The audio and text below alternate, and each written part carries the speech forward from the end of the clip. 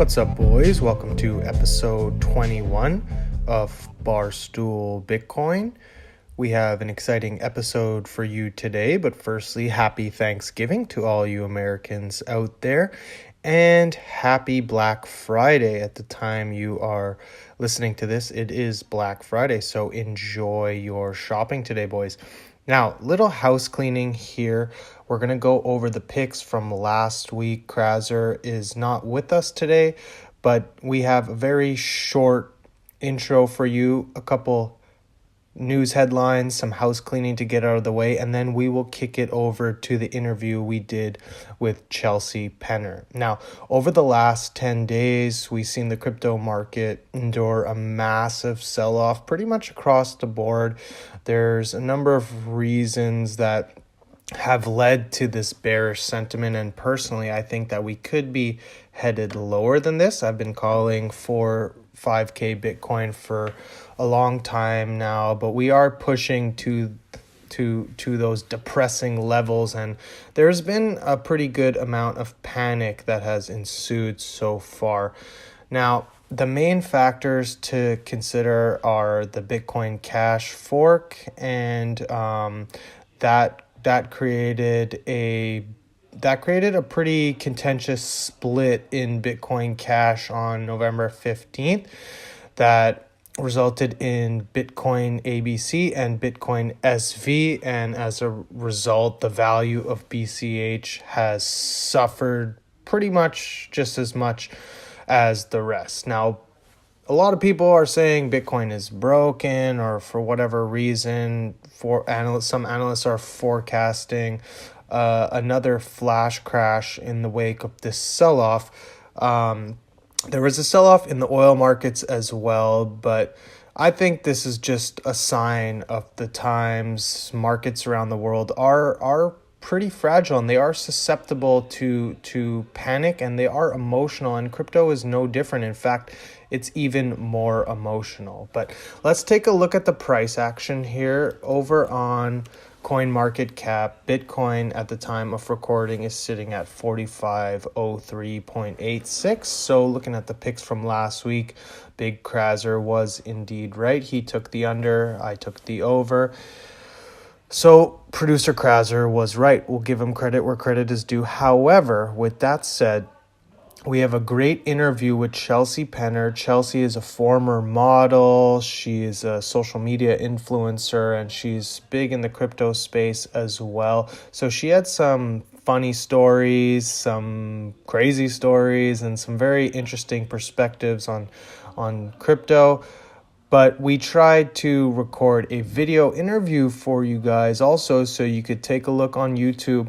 And producer Kraser has informed me that the video did not pull through. It was only my ugly mug on video. So we're not going to post the video. We'll just post the audio. So if you're on YouTube, you can just listen to the audio. Sorry about that, boys. But my ugly mug does not deserve to be on camera the whole time. Wanted to see Chelsea, but anyways, I will leave links to her social media profiles in the show notes section just below. And without further ado, after a word from our sponsors, we will kick it over to the interview with Chelsea Penner. Enjoy, boys. This interview is brought to you by Sinit.com.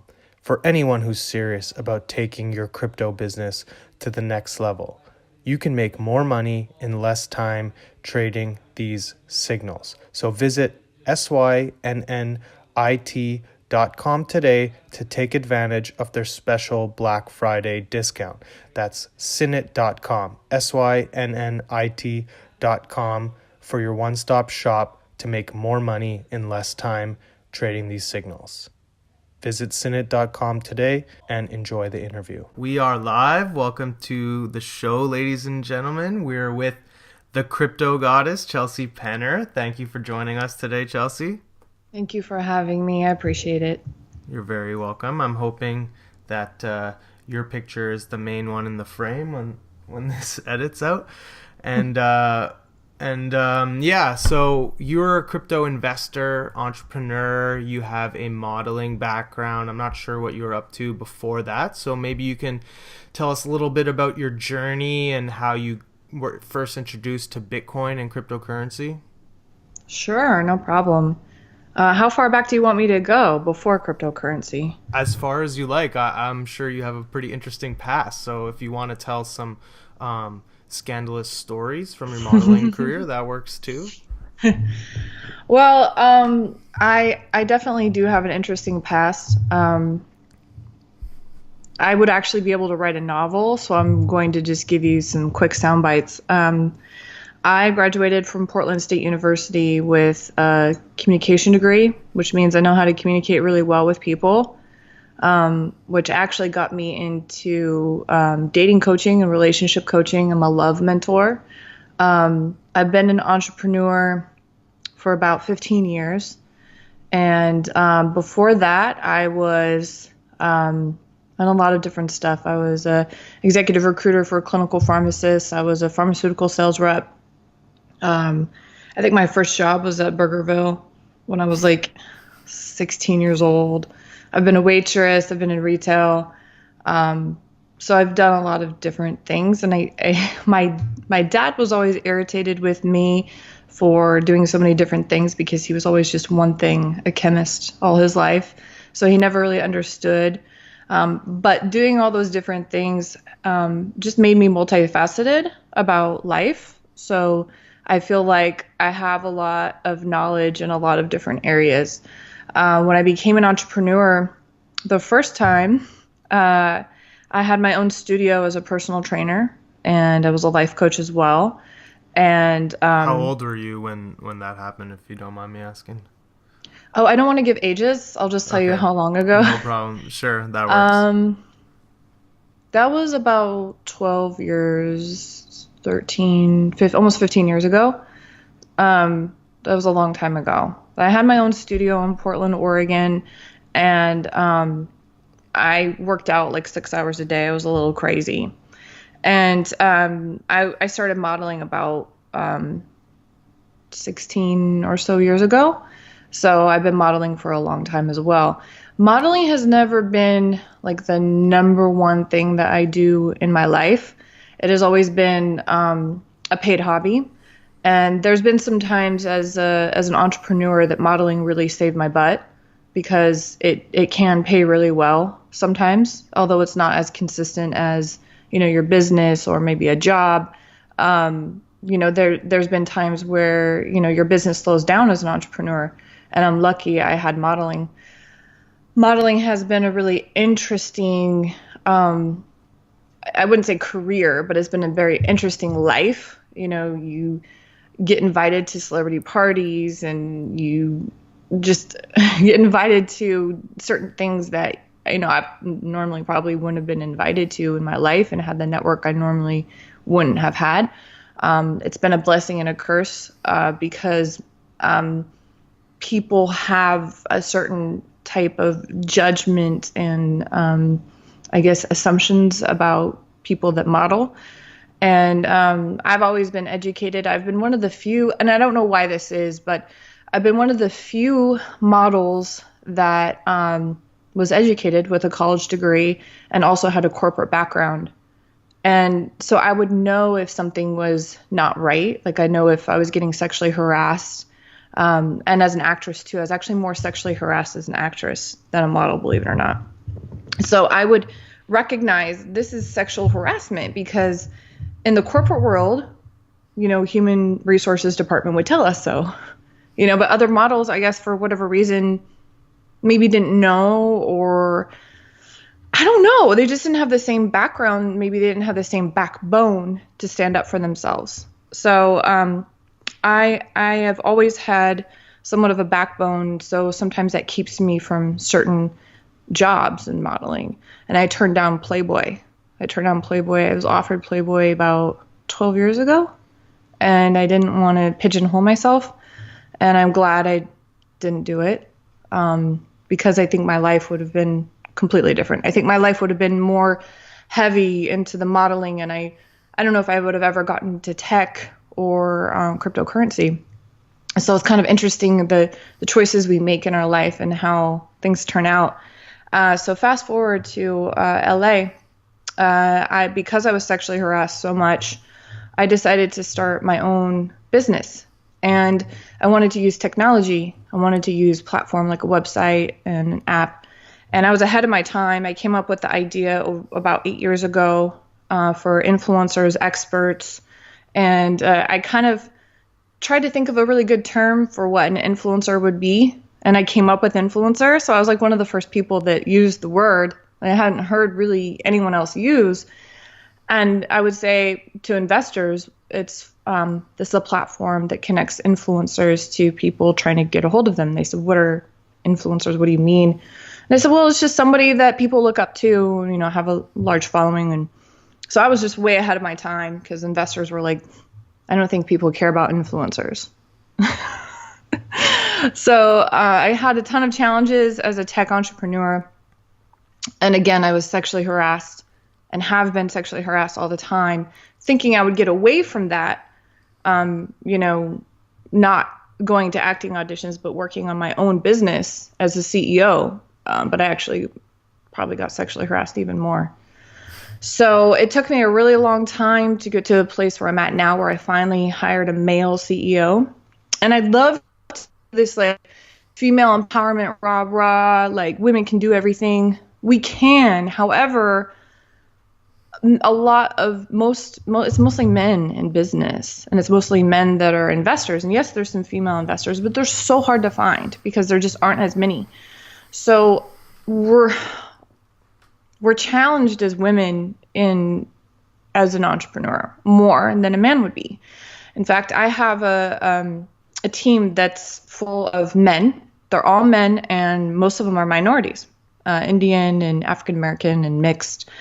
And we were so exhausted by all the challenges we were facing. They said, we have never seen this much discrimination in our entire life. And we're Black and we're Indian, you know, and they'd never seen that kind of discrimination. So I said, yeah, I mean, you guys confirmed what my intuition was telling me, that I need a male CEO. And I'm still the founder, but my male CEO, you know, I feel like he's got this, you know, I'm really excited. And so actually being in tech is what introduced me to cryptocurrency, because I kept hearing about Bitcoin. And again, I was so hyper focused on my tech startup that I was like, what is that? You know, digital money. It sounds silly. What are you going to do with it? Is it video game money? You know what I mean? Like, I just need to focus on getting my business launched. It's a priority. So I didn't really look too much into it until about 2 years ago. I think Bitcoin was at $700, and I think Ethereum was at like $30. So it's really funny when we have a crash like we did yesterday, and people are like freaking out. Oh my gosh, crypto's dead. I'm thinking, but you know what Bitcoin was like two years ago, and even the beginning of last year was like $800, $900, and then it was like $1,200 in the spring of last year. And so even let's say if Bitcoin dropped to $2,000 right now, let's just say hypothetically that it does, but I don't think it will, but let's just say it's still up over 100% in 1 year. And that's kind of crazy to think about. So I think people be tripping. Anyway, so I got into cryptocurrency about 2 years ago. I really started looking at it because those numbers, like $700, I was like, okay, that's something, you know, because I remember when someone first brought up Bitcoin with me, it was like $20, $30. Man, that would have been smart for me to invest then, but it just didn't seem like a lot at the time. It just was like, what kind of traction is this going to get? I just don't know. I just don't understand the technology. So when it did hit around 700, I decided to start doing some research and really looking into it. And I started to learn about what Bitcoin is, what cryptocurrency is, started learning about Ethereum. I started learning about mining. And that's actually the first investment I made was in mining. So I became a miner before anything else in cryptocurrency. And I'm glad that I did, because mining is, it's not easy. There's some technical things you have to understand. And so I think it kind of advanced my education really fast in crypto. Um, and then what I started doing, which is kind of basically where I'm at right now in crypto, is I decided, because I was so passionate about the decentralization of cryptocurrency and what it could do for us. I decided to start posting about it on social media. I decided to just, start posting the prices of Bitcoin, how fast it's going up. And I started posting pictures of me and my mining machines and, all this cool stuff I was just really excited about, not thinking that people would really be very interested in what I had to say, but because it's just, something I became passionate about, and I post whatever I'm passionate about on social media. So I actually started getting a really huge response from people. People were really fascinated by what I was doing. They wanted to make money. They wanted to learn how and why it's going to change the world, because I kept talking about how it's going to change us. It's, decentralization will help to change our financial construct, and they just wanted to learn. So I kind of took on this social media influencer role in cryptocurrency and became one of the first, I guess, influencers in crypto. Female. There, of course, was males before me, especially on YouTube. Then, and they helped me learn. But I was one of the first females, and I took this as a responsibility to educate people. So I educate people for free. I have a free email system where people can sign up, and it's free. And that's thecryptogoddess.com. I think I have it's on my shirt. It's on my shirt. Thecryptogoddess.com. Oh, cool. Nice shirt. Do you have a Thank store you. too? Yeah, you're welcome. I should have a store. I don't yet. I definitely spend a lot of time educating people, and I even go beyond sometimes just having people sign up for my emails. I'll actually send them some information as well, just directly, because I feel like the more people know about cryptocurrency, the more they'll understand, the beauty behind it, because too many people just don't know about it, and they'll just watch the news, and they'll listen to people that don't know about it, and they'll cry FUD, and I just feel like education is the key for cryptocurrency to really come alive and to become mainstream. And right now, I don't think it's mainstream. Right now, I think it's adoption's 5% or something. It's really low. Although a lot of people know about it, there's just not a lot of people that actually really understand it, are educated, and invested in it. Yeah. And that's also another thing I do. I help people with investments, and people are like, "Well, what makes you an expert?" Well, I have made a lot of money in cryptocurrency, but that's not actually what makes me an expert, because last year anyone could have made a lot of money if they knew what to put their money in. But what really makes me an expert is losing a lot of money. A lot. So when you lose a lot, then you learn what to invest in and what not to invest in. And so I help people, and again, for free, I help people to understand what to avoid, where the scams are, because there's so many scams in cryptocurrency. And I've been scammed too when I was a newbie. So I help people understand what to avoid and what to look for in cryptocurrency. So that's kind of the very bare minimum of my background and my path and how I got into cryptocurrency and what I do in crypto now. Oh, there's so much there I want to touch on. Firstly, I will say there is a big lack of information in the industry, so I commend you for providing resources for others to learn right now for free, especially. That's great.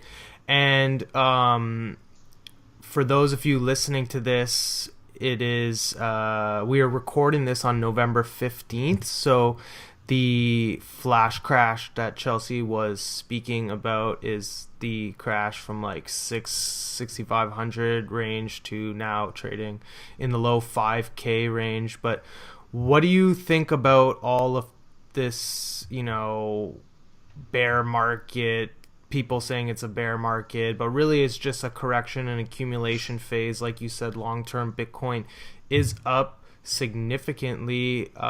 What do you think about this accumulation phase, this correction phase that we're in right now? Do you think we're going to turn out of it soon, or it's going to push down further?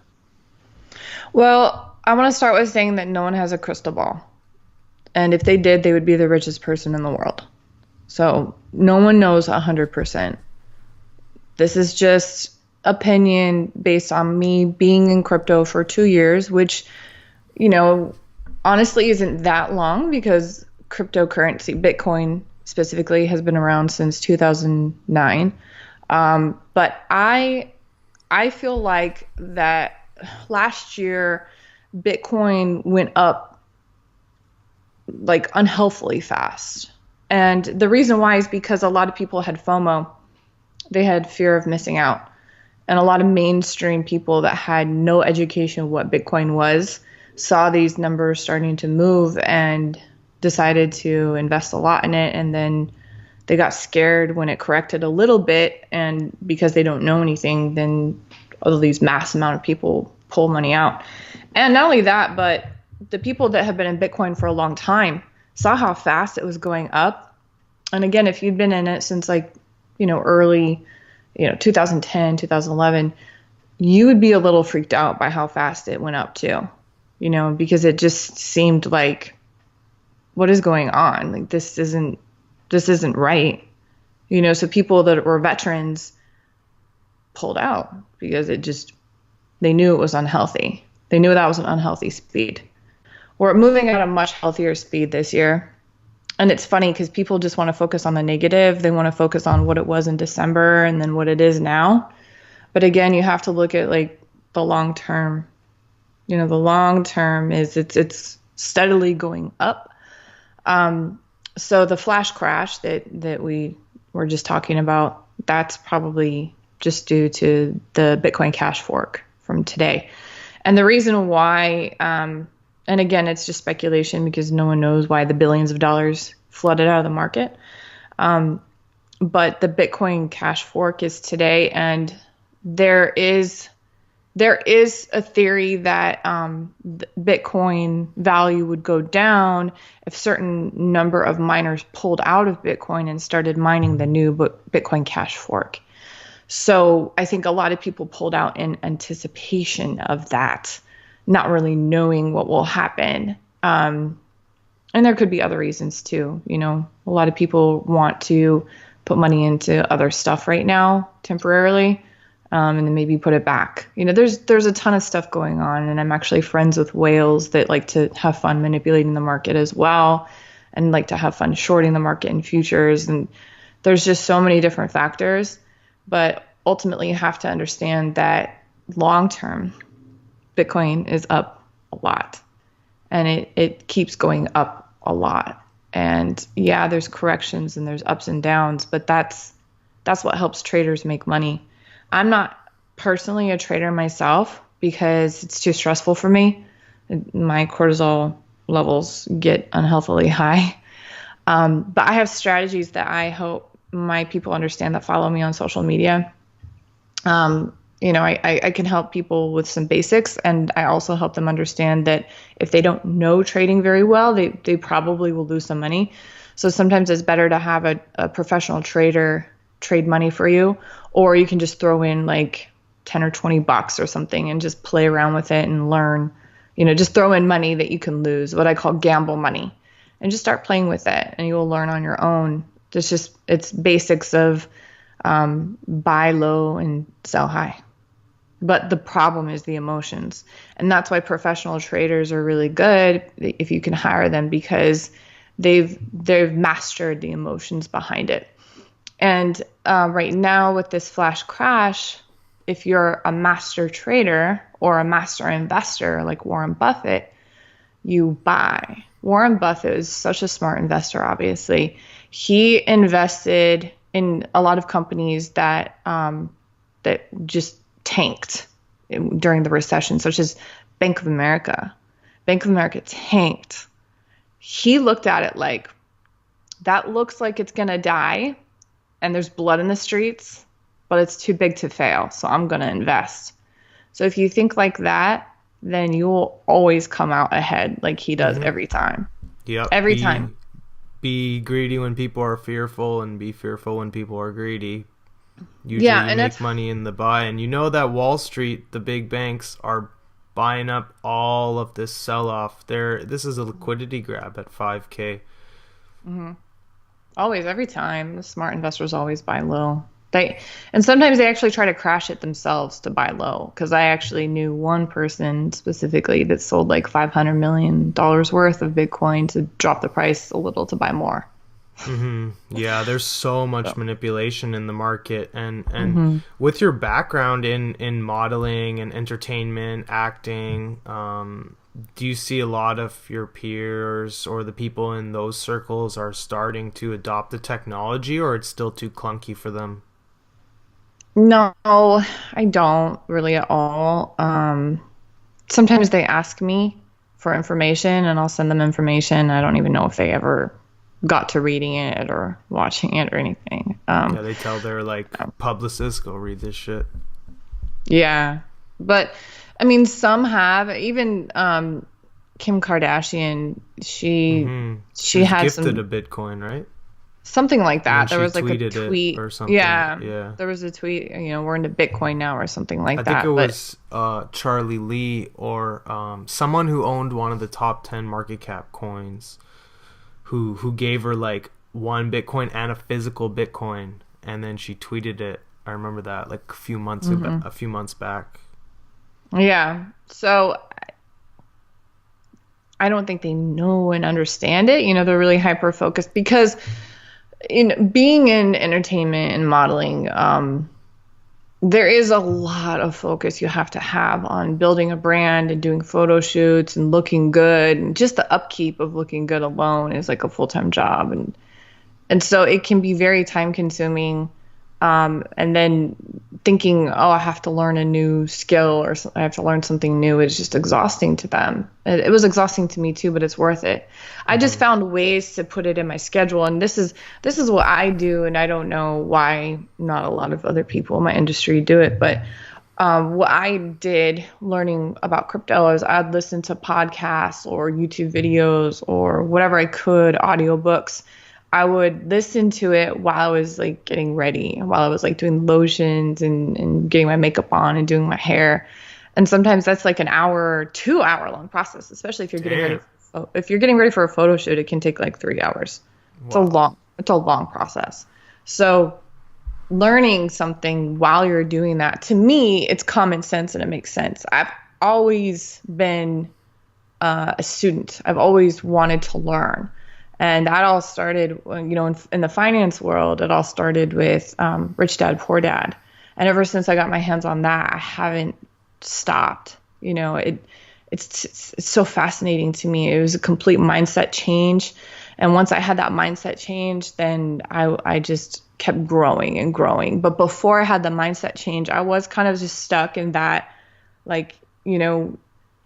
funnel vision, keeping the maintenance up of the physical beauty, the health, the gigs, looking for gigs, doing the gigs, and then doing the photo shoots for your portfolio. It's just so much work. I wasn't really with it either. So I think sometimes there's a mindset switch that has to happen before they can really sink it in their heads. And a lot of them, I'll give them credit because a lot of them do want to learn. I just don't think they don't know how, or maybe they don't give themselves enough credit for being smart enough to understand it, because sometimes just the words cryptocurrency can be like, oh, I'm exhausted. Okay, I can't even look. And, you don't really have to use your brain a lot to be a model. So yeah. Well, speaking of celebrities and models, I noticed you were at the last Dan Blazarian party. I think the Halloween party. I'm sure you signed an NDA, but any I did. behind the curtain stories you could share? I did sign an NDA, but I'll say a few nuggets. I saw Dan once. He was like walking really fast, like he was on a mission. So he was walking with one girl that was like so skinny. I felt like I wanted to throw a burger at her. And one of the girls that's always on his social media, and on their social media they look fine, but in person it's like, why are you so skinny? But anyway, so they were walking really fast, like they were on a mission, like I don't know what was going on. And he's short. Which you don't know, from pictures on social media. On social media he looks kind of big. He looks kind of big and tall. He's like maybe 5'6", I think. He always gets them to shoot from like to make him the look bottom tall. up. Yeah. Mm-hmm. Yeah, because in pictures he looks really big and really tall, and he's not. It's so funny because one person said, "Oh, I saw you went to dance party. He's so big." I'm like, I think I'm taller than him. Yeah, I'm like, definitely. If you said he's 5'6", I'm definitely taller than him. But he was across the room when I saw him. We weren't standing next to each other, so I didn't compare the heights. But yeah, he's definitely short. I heard from a lot of people he's an asshole. I couldn't tell.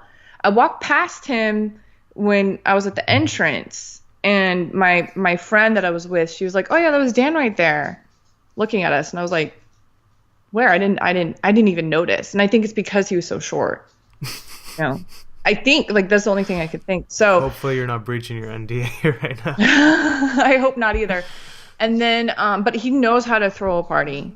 It was an epic party. It was an epic party. He put a lot of money into that party. He had people cleaning up after us. As soon as we would set a drink down, boom, someone would be there to pick it up. And the catering was amazing. It was like 5-star food. He had like a ton of different levels. Like some levels would be like a dance floor. Another level would be the pool, the rooftop, and more dancing, and then bars on every level and free alcohol. It was just like insane. Like how much did they spend on that? I'm so curious. And I saw Tyga, I saw French Montana, I saw some people in a band, I forgot the name. I saw a bunch of internet stars, a bunch of the models he has on his social media pages. I think that's all I can say. Well, that's good. That's good. We appreciate those details. And you yourself are a influencer on social media. So where can people go check you out? Where can they follow you? Is it at the Crypto Goddess? Yeah, actually on Instagram is at the Crypto Goddess. My Twitter is, I think Crypto Goddess and then an underscore. My YouTube channel is the Crypto Goddess, and my website where I help people with free emails is thecryptogoddess.com. So, and Facebook is the Crypto Goddess Lifestyle. Awesome. Well, we'll include a link to your website in the show notes section. So if you're listening to this on Apple Podcasts or on Stitcher Radio or on Spotify or wherever you're listening in, you can check that out in the description box just below this recording in the show notes. And without going too far into anything else, we're running out of time here. Chelsea, do you have any last words for our listeners? Viewers, listeners? Well, a lot of people always want to know the future with crypto, and the thing is we just don't know. But I'll give one really good piece of advice. I like to stick to things that are safe. I don't like to do the high risk, high reward stuff in crypto. Although I do some, and I'll recommend some to people that are gamblers, but I don't invest in those myself. I definitely stick to the things that are safe, and that's what I recommend to everybody. There is some rumors, and again, rumors, we don't know for sure, but some people usually buy or sell on the rumor. And so this rumor is really interesting. Someone and some people have said that the Satoshi Nakamoto Bitcoins may be starting to get released soon. And that's going to flood the market and dramatically drop the price of Bitcoin, which could be another reason for the dip recently besides the Bitcoin Cash fork. I don't know. I don't know if a lot of people know this. There's just a small group of people that are starting to talk about it because maybe they know Satoshi. I don't know, but they're very confident about this, and they've been in crypto for a very long time, longer than me. And I think they said because Satoshi Nakamoto doesn't like what it's become, that's become kind of like another greedy machine, where a lot of people that banked off the FOMOs of people last year, sold at the very high, are just, living life off people's losses. And that's not what he envisioned for Bitcoin, which I thought this was really interesting. Again, it's a rumor or truth. We don't know. We don't know. But what I am telling you is that Bitcoin still does have good technology. It's still good store of value. But if you're a safe investor, what I recommend is to always do asset-backed coins. If you're going to be in crypto, asset-backed coins is the future, I believe. Again, this is all opinion-based. I'm not a professional financial advisor. If you go broke with what I say, then it's not my fault because I'm giving you a warning, fair and square. But what I am telling you is based off being in it for 2 years, losing a lot, making a lot, learning a lot, and doing a lot of education, a lot of due diligence. And what I have come to after all this time being in crypto is stay away from the greed and stay with what is safe and consistent, and always invest for long term. And you can do short term, but that's only usually it's only if you really know something is going to take off in a certain time period. And most people just don't know. We just don't know the future. So it's always best, if you don't want to lose money, and if you're not an accredited investor and you don't have money to just lose like that, to just stick to what's safe. That is my advice. Sound advice. We appreciate you stopping by today, Chelsea, and we will see you again, hopefully. And to our listeners and viewers, thank you guys for stopping by. We will see you next week. Thank you so much.